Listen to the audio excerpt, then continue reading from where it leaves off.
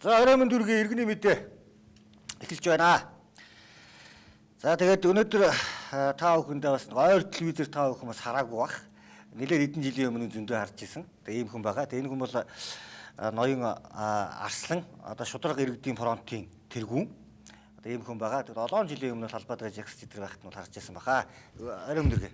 Оройн дүргээ үзэгчтэй маань адил. Тэгээд хоёулаа ер нь ингээд одоо өнгөрсөн ирээдүгэл ер нь бүхэл цаг дээр ярэ гэж бодож байгаа. Цаг бол яг баг байгаа. Гэтэ хоёул ер нь л амжаад ярьчихна гэж бодож байна. Тэгээд ер нь л аль болохоор одоо сонирхолтой ч гэдэг юм уу те. Ер нь бол зөвхөн миний хамгийн түрүүний асуулт хаанаас эхлэх гэж байна гэвэл та одоо яг ямар ажил хийж байна? Хусан бассейн тэр захирлаар нэг хэсэг ажилладаг шиг байсан. Шүүх хэдэр юу болсон бэ? Ажилдаа уцаа томилогдсон уу? Уулын шүүх таны тал байх шиг байсан. Тэгээд яасан бэ? Юу болов? 12 оны 10 сард яг миний амыг өдөх гэж ардсан намаас төв бассейний захирлаар тавьсан. 10 сарын 3-ны өдөр албан ёсоор тушаал гараад 5-ны өдөр би ажлаа хүлээж аваад маш сайн ажилласан. Бассейний түүхэнд байгаагүй тим хэмжээгээр сайн ажилласан гэсэн үг. Манай ажилтны цалин 11 сарын дотор 2.7 дахин өслөө. Манай ажилчид өдрийн 2 удаа хоол иддэг 53 ажилчин. Дээр нь бид 51 сая орчим төгрөгөөр ашигасаа юунд бассейныхаа фитнес залыг нэг хоолны газрыг тогтчуулаад гүний шумбалтын одоо 5 ком хэрэгсэл манай Монголын бассейнууд ерөөсөө байдгүй. Тэр мөрхөө зүйл аваад одоо маш сайн ажилласан. Тэгээд яг ам өдөөгүй болохоор намайг 13 оны 12 сарын 31-ээр ажлаас халсан. Юу таны амыг яг юу ярих гэж байхад нь үдэж тэр захирлаар тавьсан. Яг дугаа болгох гэж л аахгүй. Ардс нам гараад ирлээ засгийн ирэхэд одоо энэ нөхөр бас дуурайд ээж магадгүй л гэж бодсон юм байлгүй дээ. Тэгээ биш дуурдгаар л дуурч ийсэн. Аль нам нь гарах нь хамаахгүй болохгүй юмыг дуурах л ёстой гэж бодож ийсэн.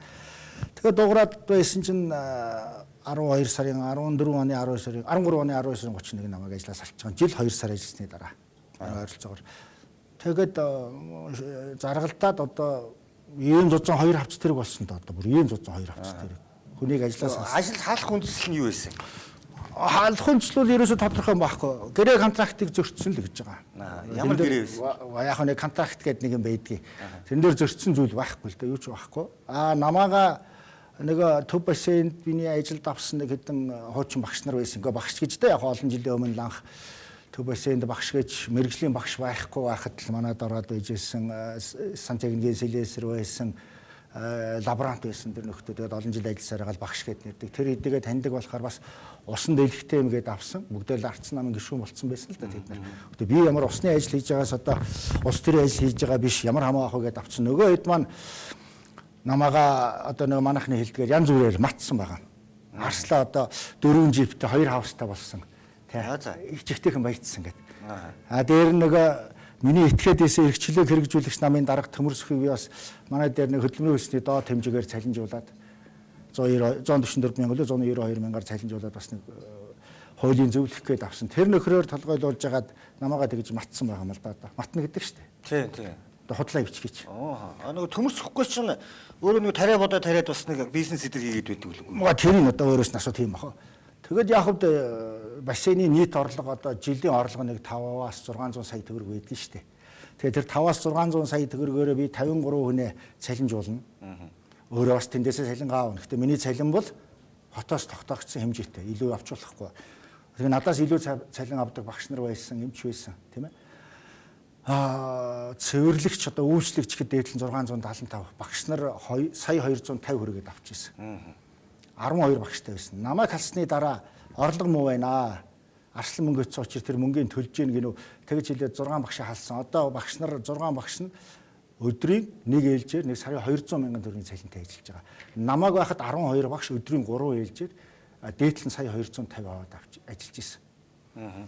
Тэгэд мэдээж бодит байдлыг шүүгчнэр ойлгож байгаа. Бассейний орлого хэдүү миний өгсөн одоо гэрэл дулаан цахилгаан сар болгон төлж байгаа тэр бүх цалин одоо цаана хэд гарах вэ гэдэг чинь ойлгомжтой гараад ирж штэ. Бүх юм цаасан дээр байж байгаа. Тэгээ шүүхээс бол миний талд бол гарсан үнэлгээ ажлаар халсан байна. Тэр дээврийн төмрийг арслан дээш авирч унагаагүй юм байна гэдэг нь ч ойлгомжтой байсан л да. Тэгээ буцаагаад ажил томилох шийд өнгөрсөн 15 оны 6 сарын 17-нд гарсан. Баттуул биелүүлэхгүй байжгаад 12 сарын 31-нийг өнгөрөөсөн. Өөрөөр хэлбэл би энэ 16 оны сонгуульд нэр дэвших учраас 12 сарын 31-нд тэтгэр рүү ажиллаа өгөх ёстой. 2 сарын 2-ны өдөр намайг дуудаад таныг 2 сарын 1-нд ажил буцаад томилсон гэсэн нэг тушаал харуулад дараа нь энийг хараа гэхээр төв бассейны захирал Арслан танаа таны гэрээг сонгох боломжгүй боллоо гэсэн дараагийн нэг юм харуулад буцаагаад 2 сарын өдөр халсан болчихж байгаа. Хамгийн гол нь би нэг 2 жилийнхаа цалин авах гэж гол нь асуудал байсан. Гэхдээ би ч мөнгө идсэнгүй ажил сайн хийсэн. Яагаад манай бассейн тийм ашигтай сайн түүхэндээ байгаагүй ашигтай сайн ажилласан бэ гэхээр ерөөсөө л би өдөр болгон хагас сайн бүтэн сайн өдөр баярын өдөр гэхгүй өдөр болгон 11 12 1 цаг хүртэл ажил дээрээ суугаад бүхэл санхүүг давхар хянаж ирсэн. Би өөрөө мөнгө идээгүй бусдад мөнгө идэх боломж гаргаагүй. Тэгтэл улсын үйлдвэрийн газар бол бүгд л ашигтай ажиллаж болдгийм байна гэдгийг харуулсан л да. Тэгэд 2 сарын 17-ны өдөр бүр заргалтад байсны эцэст нэг миний авах ёстой 2 жилийн цалингийн нэг тэн ахс орчмыг надад өглөө. Төсөв цугаагүй учир байхгүй дууссан гэж яриад байсан байхгүй. Тэгэхээр тэр бол төсвөөс гарах ёстой зүйл биш. Буруу шийдвэр гаргасан нөхрийн буюу одоо халсан хүн л армаанасаа гарах ёстой л да. Ямар ч байсан одоо бол ингээд аль бие соргол сонгуул хүртэл ажилгүй байгаа. Ийм л байж байна. Та яг ямар төрлийн одоо тэмцэгчдийн нэг гэж би тэрийг ойлгодог л да. Би ч олон жил сэтгүүл зүйд бас та хэдий чин дагаал сурвалжлал явж илаа. Тэгээд та яг ямар төрлийнхэн тэмцэгч юм бэ? Одоо тий одоо ингээд уянга Ганбаатар гэл хин Бацандан гэл их хурл руу орчлоо. Тэгээд тэмцлийн өөрөөр нөгөөдг нь ардс намаа дагаал нэг нь үндэсний арслан дагж байгаа сая хаяа явчлаа. Хаяад гарч байгаа шиг байна. Бас энийг улс төр гэж тайлбарлаж байна. Тэгээ бусд нь энэ тэмдэл ингээл явж ийм л та ямар нэг хэлбэрээр магнаа бас нэр дэвшгэл юм шиг байна. Гэх мэтчлэн одоо танаа нөхдүүд чинь. Яг энэ хүмүүс яг ямар төрлийн тэмцэгчд нь юм. Та яг айланд нь орох юм багтах юм. Та хэд үзэл санаа юугаараа ялгаатай. За нөхөд гэж хэлэхэд бас учир дутагдaltaй. Зарим нь надтай бол баг ноход болцсон байгаа. Уцааж авахаа болсон, танихгүй болсон тэр нөхдүүдий зарим нь сайхан ойлгогдсон нөхдүүд ч Ганбаатараас эхлэв тийм ээ. Тэгэхээр за яг хөө тэмцэгчдийг бол дотор нь би одоо бодож байна. Нэг жоохон хувааж болох байх л да. Үнэхээр чин сэтгэлээсээ цаанаа эзэнгүү тэмцэж байгаа улсууд байна. Тэн дотор бас арга учрааж олохгүй улсууд байна. Мөнгө төгрөг байхгүй үнэхээр хүчин дутж байгаа хүн байна. Жишээ нь би өөрийгөө хэлэн тэр нь. Надад бол тийм мөнгө их хэмжээний одоо талбай дээр 1000 хүн гаргаад бүгдэнд нь 20,000 төгрөг өгөх тийм боломж бол байхгүй. Нэг хэсэг нь болохоор хэн нэгэн ардаа намтай, баян хүнтэй, эзэнтэй тийм нөхдүүч байсан. Зарим нэг нь бол бас янз бүрийн нам руу ороод түрүү өөрөө хэллээ. Тэгээд хүмүүс хэлж байгаа чи одоо ингээд шудраг гээд ингээд байж байгаа хооронд аль нэг намд нь ороод гарцсан хойно гараач тээ. Тэр намаасаа гарцгаж болно шүү дээ гэж. Гэтэ ер нь бол түүхэнд ийм байдаг л да. Үнэхээр дэндүү шудраг хүнд бол хаанч хэцүү амьдрахад хэцүү байдаг. Аль ч нийгэмд. Тэр социализмд ч ялгаа байхгүй. Одоо энэ арчил гээд байгаа энэ капитализм ч ялгаа байхгүй. Үнэхээр шудраг хүн бол амьдрахад хэцүү. Хэд шудраг байх өвчин үү? Өвчин гэж хэлэхгүй. Тэрсэн байсан бол намайг одоо өвчтэй нөхөргээд одоо юу гэдгийг нөгөө шар хатны эмнэлэгт нь хэвтүүлэх ёстой гэжтэй. Одоо чи өвчин биш шүү дээ. Би шинэ юу гэдгийг хүнээс худлаа яриад мөнгө авч чадахгүй. Одоо бол зүгээр сайхан хөлөгтэй лавдаг болцсон. Тэгэхээр өвчин гэж хэлэхэд одоо яг хүмүүс юу гэж ойлгоно. Одоо өөрийнхөө нөгөө бүндгэрийн хэмжээгээр л ойлгоно үстэй өвчин гэж хэлэх юм. Хэд шударгадаг маань юу гэсэн үг вэ? Би хүнд би юу гэдгийг шагаа гэдэг хүнд за маргааш үе гэж хэлээд 20,000 төгрөг зээл чи би өгөхгүй л яаж нүрий чи эргээд харах вэ? Мартчихвол. Уцааж авахгүй болсон хүн байдаг шүү дээ. За 20,000 бол зүгээр наацхаа асуудал. Тэр байтхаагаар нь аваад би энийг шудраг хүн гэж хэлж чадахгүй. Би бол хүнээс мөнгө зээлэх юм бол нөгөө хугацаанд болох юм бол санаа зовно. Үнэхээр мөнгө нь олдохгүй л уучлалгуугаад одоо уцаар яриад ийм би яг тэдний өдөр өгнөө санаа зовлтгоо одоо өстө инглээ тэглээ гэд хэлнэ шүү дээ. Үнийг л би шудраг хүн гэж хэлж байна. Яг ингээд шударгаараа ганцаараа яваад тахлаа үр дүнд хүрэхгүй яваад тахлаа санаа зовоо. Үгүй яах юм бэ одоо надад хэн нэгэн хүн чи арслаа ингээд яваа гэж албадсан хүн байхгүй. Намайг ийм байдалд хүргэсэн чи яг ингээд тэмц ажиллаа хаяад бүх амьдралаа хаяад зөвхөн годомжинд гардаг юм уу ингээд тэгээд яв гэсэн цаад эзэн гэж байхгүй. Ингээд байдлыг харлаа. Энэ 25 жил за бид нар 2005 оноос эхлээд 11 хаврыг бол би тэгээд энэ талбай дээр одоо тэр харагдж байгаа талбай дээр янз бүрийн хэмжээгээр гарч ирсэн байна. Сүүлийн 1-2 жилд гарсан энэ жилд бол гараагүй л байна. Байдал арай өөр болчихлоо 5 он бидний жагсаж яснаас. Яагаад тэгэхээр энэ төрд байгаа нөгөө дээрэмчд Батүлийн хэлдгээр тийм ээ. Энд чинь бахан дээрэмчд байгаа гэж Батүл өөрөө хэлсэн шүү дээ. Дээрэмчд гэдэг юм бол өөрч чинь бас аргаа болцсон байна шүү дээ. За жинхэнэ тэмцэгч нөхдүүдээс анхаарлыг ард түмний анхаарлыг сарниулахын тулд хуурамч тэмцэгч нөхдүүдийг гаргаад ирсэн мөнгө өгөөд гаргадаг жагсаадаг. мундаг дайчин гарна шүү дээ. Одоо Ганбаатар анх гарч ирэхдээ ямар дайчин гарч ирлээ. Ингэр замаа ураал шүү дээ. Алалцснаа л гэл гараад ирсэн. Бодит байдал дээр Ганбаатар бол эрүүл нийгэм иргэний хөдөлгөөний эсрэг энх хоёрын гаргаж ирсэн хоёр хөдөлгөөн үр дүнд хүрээгүй. Эрүүл нийгэм иргэний хөдөлгөөнийг эрүүлжүүлээ гэдэг хөдөлгөөн гаргаж ирсэн. Биднийг одоо тэр харагдж байгаа Дуур үжигийн театрын яг болон дээр нэг гэр бариад цагаан хоолойтой зогсож байгаа. Цааталт нь хоёр гэр барьчаад бидний яг цагаан хоолойгоор ярихаар зэрэг яриад идэг байсан. Энэ хоёрын хоёр хөдөлгөөн байсан. Нэг нь одоо энэ манай ган хуйг гэдэг нөхөр шүү дээ нүдэн дээр шүү дээ. Тэгэхээр тийм хөдөлгөөнүүд нь амжилтанд хүрэхгүй болохоор Ганбаатарыг энэ хоёр гаргаж ирсэн байхгүй дараа. Ганбаатар чи энэ хоёрын зөвлөх байсан. Эдийн засгийн зөвлөх. Энэ Ганбаатарыг гаргаж ирэхэд бол одоо мөнгөтэй мундаг байсан шүү дээ. Би чинь тэр эрүүл нийгэм иргэний хөдөлгөөнөөс бас гарчгаад за энэ Ганбаатартай нэг хамтран энэ гайгүй дайч нөхөр байна гэж бодоод нэг 2 сар шахуу хамтраад ажилласан чинь мундаг мөнгөтэй байсан. Яг нэг ман намын нэг өөрийн хөгшин эмэгтэйчүүд байдаг шиг бүхэл тэр нарийн бичиг гэдэг мундаг зохион байгуулалттай тийм байсан. Яг энэтэй адилхан л одоо энэ төрд гарсан олигархууд бол жинхэнэ тэмцэгчдийг ард түмнээс ялгаруулахгүй болохын тулд худлаа тэмцэгчд гаргаад ирсэн. Тэгвэл тэд нар нь болохоор яах вэ гэвэл талбай дээр мундаг гарна. Ямар нэгэн хариуцлага хүлээхгүй асар их мөнгөтэй жагсаад байдаг. Хүмүүс тэгээ зүйлд нь толгой нэрхэж байгаа. За үнэхээр хэн нь тэгж जैन энэ нь яаж जैन. Тэд нар бол телевизээр чөлөөтэй гарна. Янз бүрийн хурал цуглаан тэдрийг өрн телевизээр гаргаад байдаг. Намайг бол сүүлийн үед бүр гаргахаа болсон. Миний ард тэнч байхгүй шүү дээ. Миний ард тэнч байхгүй. Зүгээр би хэлэхэд 5 хонд одоо тэр үед жагсаж ийсэн бүх иргэний хөдөлгөөнүүдийн нөхөд байхад би хамгийн хөгшин байсан. Манай Баасан ч одоо надаас 2 насаар 3 насаар дүү юм байгаа ш 62 оны. Тийм үү. Тэдрээс бүгднгээс нь би өчсөн, сурсан, боловсрал, мэрэгжил нөгөө дипломны тоо ярьдаг хэлээрээ илүү. Би бас чадлаа мэднэ. Тийм болохоор би нэг хэн нэгэн хүн 5 цаас өгөө чи ингэж жагсчих гэхэд бол би заагаад шууд хэлэхгүй дээ хөө. Юу болох вэ? Яахан юуны төлөө жагсах гэж байна. Өнөөдөр хүмүүс бол жагсах нь зөвөө энэ нийгэм болохгүй болоод байна. Бидний нөгөө хүсэн хүлээсэн тэр сайхан нийгэм чи биш л болчиход байна гэдэг бүгд хэлээд байна. Бид хэлэхдээ илүү арцсан нам дотор одоо удирдлагын дотор алдцаад эхэллээ шүү дээ. Тэгэхээр би бол 16 оны сонгуул их сайхан болоод гой шудраг болчихно гэж ерөөсө бодохгүй байгаа. Арцсан нам бол энэ хар хайрцагаараа дээд зэргийнхаа луйврыг хийн. Тэрний дараа нийгэм тесрэлт болох нь тэрний өмнө болох уу гэдгийг би хэлж мэдэхгүй. Одоо 2005 он та эдэг жигсэж явах үеийн нөхцөл байдал одоогийн нөхцөл байдал хоёрыг тэнгэр газар шиг л гэж би хараад байгаа байхгүй юу. Гэтэл тухайн үед бол жагсаад болоод байсан л да. Одоо бол би асуудгийн одоо энэ Ганбаатарч гэдэг юм уу, Уянгаач гэдэг юм уу тийм ээ. Одоо тэмцэгч мөртлөө одоо энэ эрх мэдэлтэй болсон нөхдүүдээс та нар тэр үеийнхээс чинь одоо нөхцөл байдал шал өмнөө өөр болчиход байна шүү дээ. Тэгээ одоо та нар жагсаж болдгоо мó гэсэн энэ цаг үеийн өөр юм аа. Одоо бол биднээс жагсахгүй. Биднээс арай өөр хэлбэрээр тэмцэнэ гэж. За энийг та юу гэж ойлгох вэ? За би хэрэг хооронд байсан бол арай өөрөөр хариулах байх. Өнөөдөр яг жагсахаар нэг хууль ардсан нам чангалсан.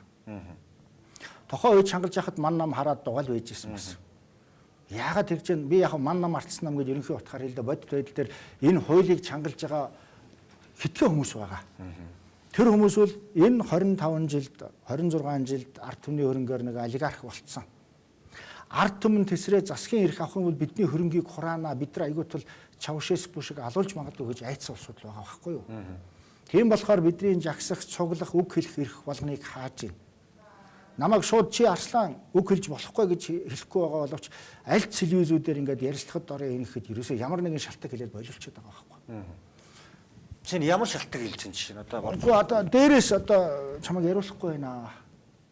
ЛСН-ээр ярьсан чинь одоо тэр Отхон баярыг муулаа ярьсан чинь шууд ярингууд ямар сувг гэдэг лээ тэр Отхон баярын агаарын сувг байдаг гэн МС юу ч гинэ Отхон баяр гэдэг MNBC гэдэг агаарын кабелийн сувг. Тэрийг шууд хаацсан. Тэгээ нөгөө тэр ЛСН-ийн авганд баг уйлаад над руу хэлж байгаа. Би тэр Отхон баяр дээр очиж гуйжээж буцаа сувгаа нийлгсэн чи одоо бити тэрний тухай яриад яа. Гэхдээ би санаандгүй зочинтойгоо ярьж байгаа л ярьсан байхгүй. Энэ маягаар ингээл хаачиж байгаа байхгүй. Гэхдээ би миний ард хэн нэгэн захиалагч байхгүй. Би хэн нэгэн хүнийг нэрийг дурдаад хэлэхээс айдаг юм байдгүй шүү дээ. Элбэг доржийн нэг хоёрын хэлэхэд над юунаас айх юм. Баримтын би мэдж байгаа. Хүмүүс төлбөрөө өгөөд янз бүрээр яриад байж болж байгаа шүү телевиз дээр. Төлбөрөө өгөөд. Тийм нэг мөнгөтэй одоо нэг гайгүй хүмүүс чинь оруулахгүй гэхлээр мөнгөөр зодоолт гэдэг. Заавал орно гэж орчих. Би 5 оноос хойш Монголын маш олон телевизээр ярьж хахад телевизэд би нэг удаа мөнгө өгч үзээгүй шүү дээ. Би танад ярилцлагад орё гэж мөнгө өгч үзээгүй. Энэ чинь үнэхээр бид тэр барууны системийг одоо Монголд бий болгоё гэж байгаа юм бол зочин ураад мөнгө өгч байгаа та нар ирүүлдэг шүү дээ. Уул зочноосоо зочиндоо мөнгө өгдөг байхгүй. За яг би тэр мөнгө авах нь барууны юуг одоо сэтгүүл зүйчил юу зэрэг юм бол бүр гоё юм ярьж болно тийм ээ. Одоо шинэ сэтгүүлчд нь олон танигдсан сэтгүүлчдэгч өөрөөсөө ямар одоо хэдэн мянган еврогийн цалинтай одоо байдаг билег ч гэдэг юм. Одоо тэгэхэд биднээсийг бол харьцуулахад ямар үлээ гээл тийм. Гэхдээ жишээ нь одоо шагаа бол өөрөө алтан шагаа бол бас алдартай сэтгүүлчтэй. Жишээ надаас одоо жишээ нь би уцаар ихтэй хэлсэн. Надаас тэр гүн далайг унгадаг юм уу эсвэл тэр гүн далайг янз бүрийн эвгүй байдалд орсон боо ингийн жагааг эвгүй байдалд орсон шиг надад ягаад тийм хийж болдгүй чаддгүй л байхгүй надад чинь. Эсвэл Ганбаатарыг тэр янз бүрийн байдлаар улайлгаж байгаа. Гэхдээ надыг ухаад надаас юм гарахгүй л байхгүй. Гэхдээ мөнгө идээгүй хүн, хууль зөрчөөгүй хүн, хулгай хийгээгүй хүн ер нь юунаас ч яах ёсгүй ч тийм. Яг нь таныг нөгөө эртний жагсагчдын нэг эртний олдор гэдэг шиг тийм бас үнэтэй цайтай юм ярих байх гэж бодоод бас урилаа л да тийм ээ. Тэгэхээр яг анхны жагсаалыг нэг хүн захиалсан гэж зүгээр хин хөнгүүл мэдтгэл гэж яриад байгаа л да. Би тэрийг таны амнаас сонсомоор. Үгүй тэр сони хөвлөрч гарсан шүү дээ тийм ээ. Анх батлаад яриач яг анхны жагсаал хин байсан. Эрүүл нийгмийн иргэний хөдөлгөөн анх үүсгэн байгуулахдаа энэ чинь телевизээр радиогоор Бацаандан Магны 2 12 сарын сүүлээр яриад эхэлсэн. Тэгэхэд энэ Ленин клубын байран дотор Батүлийн нэг радио байсан. Тэр радиогоор тэр хоёр ярьж байсан. Би машин дотор явж байгаа сонсохгүй юу? Ерөөсө Бацаандан Магна гэдэг хоёр хүүхдийг танихгүй байж байгаа та. Ер нь маш зөв ярьж байгаа нөхөө. Миний сургууль төгсөж ирээл ярьж байсан тэр шудраг юм эдгээр ярьж байна. Би 83 он сургууль төгсөж ирээл манай байгууллагад ингээд энэ тэгээд энэ гэж бас байгууллагаа дарахтаа ярина шүү дээ. Энд ч одоо болохгүй. Ажил хийдэг, жинхэнэ бүх ажлыг хийдэг хүн ийм баг цалин авч байна. Намын гишүүн гэдэг нэртэй нөхдүүд өндөр цалин аваад бодит хөдлөө тэд нар юу ч хийхгүй маа гэл ингээд яар. Тэрэн шиг сайхан шудраг ярьж ийн гэж би очиж уулзахгүй да тэр хоёртаа. Тэгэхэд эрүүл нийгмийн иргэний хөдөлгөөний байр бол одоо энэ Чойжин дамын сүмийн баруун талд хоёр давхар улаан тосгон байр байсан. За. Тэгвэл тэр чинь анх уулзаад танилцаад ёстой сайхан залуучууд байна, дайчин залуучууд байна. Ёстой миний л одоо хөсөж хүлээж байгаа юм ярьж гин гэж бодоод би тэнд чинь өдөр шөнөгүй хамгийн түрүүнд өглөө ирдэг. Ирээл төлхөөрийг би авцсан. Ороод харахад нь 11 12-гээ тарахад нь цаажлаад гардаг. Өөрөө гэрээсээ би компьютерээ авчирээ тавьчихсан. Бүхэл бичиг цаасны арын одоо яг албан ёсоор би тэр бичиг цаас арын алба бүх юмыг хариуцдаг байсан. Тийм болохоор би эрүүл нийгмийн иргэний хөдөлгөөнөөс гарахдаа над байсан 15 цэг би бүгдийг аваад гарсан.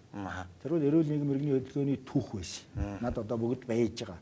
Гэхдээ би үзэгчтэй хэлээ манай гэрт байхгүй шүү. Манай гэрийг ухаад болохгүй өөр газар байгаа. Тэгэхээр тэн дотор анх хин гарын үсэг зурж хэдэд орж ирсэн тэр бүх юмнууд байж байгаа. Тийм ээ? Бүгд байгаа. За анхны жагсаалууг би эхлээд мэдэхгүй байсан. Сүүлд нь бол мэдсэн л да. Нөгөө Эрлийн Эрдэнэтийн 2 600 бух чип. Гэхдээ бух бенз ирээл зогсдог байсан шүү дээ. Яг би одоо бодож байгаа. Тэгэхэд Эрлийн Эрдэнэтад бас ийм дайчин хөлтүүд хэрэгтэй болохоор л одоо тэгээд Бацаандан Магны 2-ыг та нар жагсаатгаач гэсэн юм байлгүй дээ. Би мэдэхгүй. Ямар ч байсан Эрлийн Эрдэнэтийн машинууд бие хамгаалагч эдэр бол ирж ил байсан. За яг үр дүн хамгаахгүй үр дүн бид нар бол ард түмнийг нойрноос нь сэрэж чадлаа. Өнөөдөр хүмүүс бүгд айцтай болцсон болохоор жагсахаас айгаад байна. Барьж яваад хорчно гэж яагаад байна. Тэгсэн мөртлөө намын компани суглаа зарлж яах нэхээр шавчиж байгаа үстэй тийм нэт төр байгаа. Би одоо Facebook миний хаагцчлаа дахиад 4 дахь удаага. Үгүй 4 хоног одоо. Миний Facebook л лав нэг 10-аад удаа хаагдсан. Facebook-ийн төвөөс цаанаас нь блоклчдаг байхгүй. Би юм оруулж болохгүй болчихно. Миний Facebook дээр бол бүр улаан цайн одоо бичсэн байгаа шүү дээ. Би тэр Америкийн арчлал худлаа. Бид нар Америкийн арчилд итгэснээс агуу Орос орондоо итгэсэн арай дээрээ. Биднэрт ойрхон юм аа. 11 жил 12 жил гудамжинд тэмцсэний дараа би юуг ойлгосон гэхээр эцсийн эцэд энэ Монголд ямар нийгэм байх нь бол жирийн эргэн хүнд бол энэ сонирм биш. Яг бодтой дээр их хурлын олон гишүүнээс асуухад за яг арчсан нийгэм ямар нийгэм байдгийг, капиталист нийгэм ямар нийгэм байдгийг гэхэд онлын хувьд хэлж чадахгүй. Мэдчихгүй эднэр. Тийм таг олсоо зөндөө байгаа. Жирийн эргэнд бол энэ бол бүр сонирм биш. Ямар нийгэмд амьдарч байна? Коммунист нийгэм үү, социализм юм уу, хаан засаг юм уу? Дааш бүр одоо бүр фашист нийгэм байна уу? Жирийн эргэнд энэ сонирм биш. Жирийн эргэн юу хүсэж байна гэхээр ажилтай байхыг хүсэж байна. Цалин өндөртэй, амьдрал хангалуун байхыг, юм шудраг байхыг хүсэж байна. Гудамжинд би одоо эрх мэдэлтэй баян хүн жирийн нэг хүнийг дайрцсан байхад хариуцлага над хүлээдэг л байх хэвээр. Ард түмэн түүнийг л хүсэж байгаа. Түүнээс ямар нэгэн байх нь сонирм биш шүү дээ. Дундуур нь одоо шинэ За эрдлийн эрдэнэт ингээд бухынцтэйгээр за ингэ мөнгө төргөөд анхны жагсаал эхэлдэг юм байж. За яг хөө тэр бол үнэхээр ядруу зүдрүү мөнгө төрөхгүй хүмүүст бол яг хөө тийм ээ. Үүсэл бол нэгтэй үед би мөнгө төгрөг өгсөн гэж хэлээ өгтөө магадгүй. Нэгэн л машин дэрэг нэржсэн магадгүй чанга хэрэгчээс туссан юм уу би мэдэхгүй шүү дээ. Би бол тэр санхүүгийн асуудалд ордоггүй байсан. Одоо манай эрүүл нэгэм иргэний хөдөл ингэж яхаж ингээд 2 3 шилийн хайрцаг ингээд мөнгө хийчихнэ.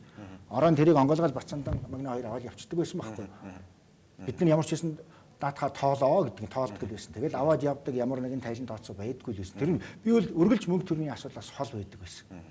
Тэр нь ч дээрэлтэй. Би мөнгөний төлөө жагсаагүй шүү дээ. Тэрэнд хэдэн төгрөг орхон. Тэгэл яг нөгөө дунд хавцсан одоо шин тэгэл тэрнээс хойш жагсаалууд бол ер нь бол тэгэл сарын зайтай ч юм 14 хоногийн зайтай 1 хоногийн зайтай ч ингээд жагсаалууд өрнөжсэн л дээ. Өвөлчөө, зомч, хаварч, намарч. Тэгээд дараа нь дээр нь уянгаа нэмэгдсэн байх, баасангаа нэмэгдсэн байх. Тэгээд хүмүүс нэмэгдэл яваад байсан байх л та. Тэгэхэд яг одоо энэ хуулийн төслийг дэмжүүлмээр энэ ч гэдэг юм уу? Энэ намын эсрэг баймаар ч гэдэг юм уу?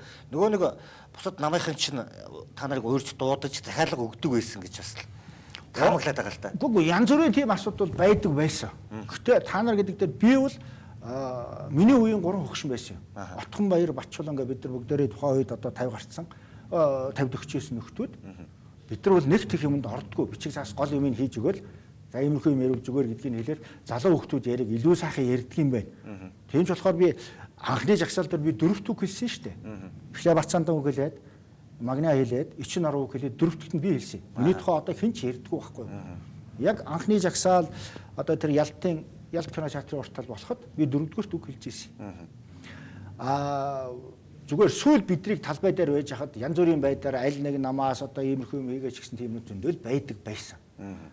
Бидрийг ашиглах гэж оролдог тиймнүүд байсан. Тэрийг бол би үгүйсэхэд аргагүй. Жишээ нь би төв бассейны захирал байж байхдаа 13 оны намар шиг санаж байна. Монгол ардын Монголын ман нам анх жагсаал хийлээ шүү дээ. Тэгээд тэд нар чинь жагсаал ерөөсөө хийж үзээгүй. Тэгээ би тухайн үед зандар шатар наттай яриадгүй чи нэг жагсаалын жоохон техник заагаад өгөөч гэх тийм.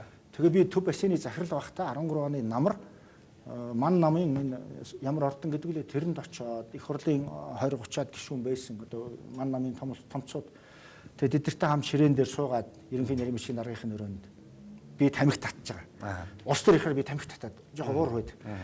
Босон татдаггүй улсууд байсан. Мөн хэрэг л татчихсэн. Тэгээ би 2 цаг или 3 цаг тэднэрт яаж жагсаал их зөвлөгөө өгсөн шүү дээ. Энэ лоозон 30 буруу байна. Хэд их мөнгө үнэртэй байна. Жохон ядуу юм шиг лоозон хийгээч. Тэгвэл ард түмэн танаа ман нам үнэтэй гэж харагдана. Та нар ийм маягтай иймэрхүү хийгээрээ, ингэж хийгээрээ, ингээрээ ингэхгүй л нөгөө тал чинь ингэдгийг шүү гэдгээд би 2 цаг илүү ман намд одоо лекц шиг уншиж өгсөн шүү дээ. Гэхдээ би тэрийг нуудгүй. Facebook дээр ч тавьчихсан байгаа. Би нүгэл хийгээгүй шүү дээ. Би хулгай хийгээгүй. Яагаад би тэрийг хийжсэн гэхээр төрийн эрхэнд байгаа альч нам байсан тэр буруу зүйл хийх юм бол тэрний эсрэг дуурч явах ёстой биз дээ. Ман намнахад бид нар дуурч ийсэн. Арц намнахад би дуурчлаа шүү дээ. Дуурхал хэрэгтэй л дээ тийм. Тэгэхгүй бүгд амаа өдүүлчих юм бол энэ нийгэм чинь болохоо байллаа шүү дээ тийм ээ. Бүгд айдаг болчлоо. Зөвхөн мөнгөний төлөө явдаг болчлоо. Цэвэрлэл мөнгө л дөө ерөөсөө л мөнгө. Энэ саарл ордныг жоохон цэвэрлэх шиг цэвэрлэхгүй л энэ Монгол чинь одоо тэгээд юу болох гээд байна. Тэгээ бүр нэг ийм үг байдаг юм л да. Үгч юу ах сэтгэл судлаачдын судалгаа байдгийн. Намхан жижигхэн улсууд төрийн өндөр албан тушаалд гарахаараа маш аимшигтай дарангуйлагч өс хонзон сандаг болдгоо гэдэг. Бэри байна, Оросын НКВД-ийн одоо нөгөө дотоодын хамгаалахын тэргүүн байсан. Ешов гэдэг нөхөр байгаа. Одоо манай энэ 3ч байна. Намхан улсууд яагаад төрийн өндөр эрх мэдэлд гарахаараа хуучин нөхдүүдээс өс хонзон авах гэдэг юм хэр нөгөө ерөөсөө цаанаасаа хүүхэд байгаасаа эхлээд намхан жижигхэн болохоор том хүмүүсүүдэд том биетэй хүүхдүүдтэй дэлгэрүүлдэг. Тэр нөгөө өндөр том гэсэн энэ хоёр ч гэсэн бас нөгөө айгүй том шүү дээ. Үгүй би зүгээр ингэж харъя да. Энэ хоёрыг би хамгаалж байгаа юм биш. Сайхан мэлгийг хамгаалж байгаа юм биш. Эдгээр бол нэг тийм аимшигтай өс хонзон авахаа л өрсөлдөгчөө бүр ингэх гээд байгаа зүйл харагдахгүй байгаа байхгүй юу? Өндөр том биетэй байсан улсууд бол 10 жилдээ хүүхэд байхдаа хэн ч тэгтээ дэлгэрүүлдэггүй. Нөгөө сэтгэл санаа сэтгэл зүйд нь тийм нэг бүр ингээд өшөө авах гэсэн хариугаа авах гэсэн тийм төрдгөө байхгүй. Би тэгээд ямар сандаа бодож ил да. Манай төрийн 3 өндөрлөг байсан, намхан 3 нөхөр байсан да. Тэр 3 бол багтаа бас л балбуулж байсан байх ангийнхаа хүүхдүүдэд. тэр чинь сэтгэл бүр хүний тэр оюун бодол сэтгэл гэдэг юм үүсэж хөгжөөд ингээд баг багаас эхлээд том болоход нэг юм үлддэг баг. Тэгээ гарч ирсэн хойно зүгээр бүх өрсөлдөгчөө ингээд нухчин дарах бүр дарангууллыг шултгана хийж байгаа дарах тийм юм төрдөг юм уу гэж бодоод байна. Тэгээ би дөрөв хэлсэн шүү дээ. Инхээр байдаг юм сайхан билгийг би магтсандаа ерөөсөө биш. Эднэрт ноото зүйл буруутай зүйл зөндөл байсан. Гэтэ эдний үйл ажиллагаанаас харж хахад нэг тэр өрсөлдөгчөө байдаг юм бүр ингээд нам дарыг гэсэн юм харагдахгүй байгаа. Одоо бол ерөөсөө тэгэл үг хэлүүлэхгүй барьж байгаа шоронд хийшүүл гэж бодоод байх шүү. Эндүүрч байна гэж хэлмээр байна. Эцээст ард түмэн бол дийлэл салдгийг. Дийлэл салдгийг. За. Хоёул яриага дараа үргэлжлүүлээ. За. Тэгвэл. За баярлалаа. Одоо яг манай дараагийн нэвтрүүлэг ардын үг маань орж ирэх гэдэг. Тэгээ цаг яг 18 цагт тэгтэг минут болсон байна. Хоёулаа дараа үргэлжлүүлээ. Баярлалаа. Дараа намайг өрөх юм бол би дуртай ярина. За баярлалаа. За баярлалаа. Иргэний мэдээ өндөрлөө. Баярлалаа.